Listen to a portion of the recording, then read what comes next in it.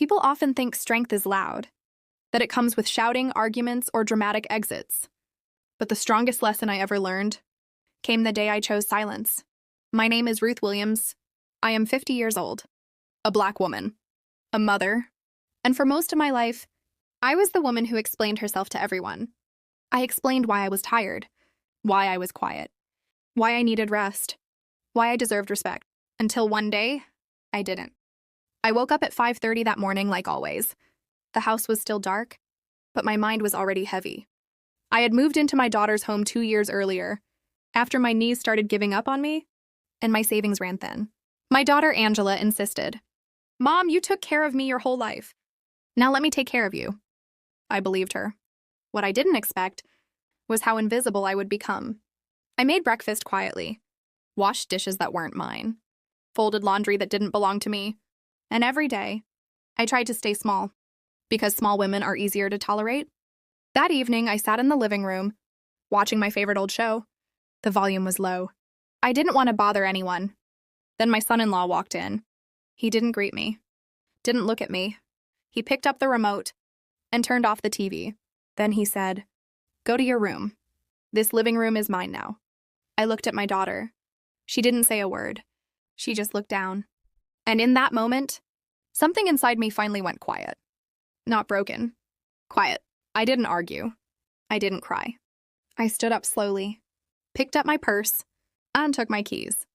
No speeches. No explanations. I walked out. That night, I slept in my old car, parked under a streetlight, and for the first time in years, no one needed anything from me. The next morning, I went to the small legal office, where I used to work part-time years ago. The young man at the desk looked surprised. "Ms. Williams? We didn't expect you." I smiled. I didn't expect myself either. I asked one simple question. How do I reclaim what's mine? You see, that house wasn't just my daughter's. Years ago, after my husband passed, I had put my retirement money into helping them buy it. I never mentioned it. I didn't want control. I wanted family. But silence doesn't mean surrender. 3 days later, a man in a clean gray suit knocked on my daughter's door. He handed over documents. Legal. Calm. Clear. My name was there. My rights were there. And suddenly, my presence was remembered.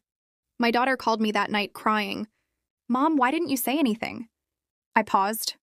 I spent my whole life explaining myself, Angela, and nobody listened. So this time, I chose action. I moved into a small apartment. Nothing fancy. But it was mine. I made coffee in silence, watched TV without fear, breathed without permission. Peace doesn't need witnesses. Months later, my daughter came to visit. She looked older, tired. She said, "I didn't protect you." I nodded. "I know." Then she asked, "How did you get so strong?" I smiled gently. I stopped begging to be seen. Here's the lesson no one teaches you. You don't lose dignity by walking away quietly. You lose it by staying where you're constantly erased.